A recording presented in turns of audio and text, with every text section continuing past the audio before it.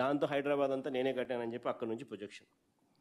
నిజం చెప్పాలంటే విషయం ఏమిటంటే 2004లో చంద్రబాబు నాయుడు ఓడిపోయినాడు.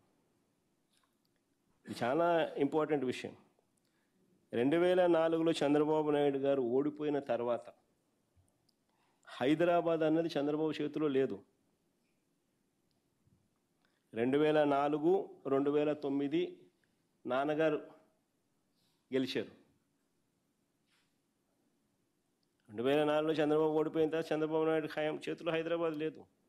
2004 నుంచి 2009, 2009 నుంచి 2014 ఆ 10 ఏళ్ళు నాన్నగారు గెలిచిన పరిస్థితులు. తర్వాత మరో 2 సార్లు కేసీఆర్ గారు గెలిచారు. అంటే దాని అర్థం ఏకంగా 20 సంవత్సరాల పాటు చంద్రబాబు నాయుడు గారికి హైదరాబాద్కి ఎటువంటి సంబంధం లేదు.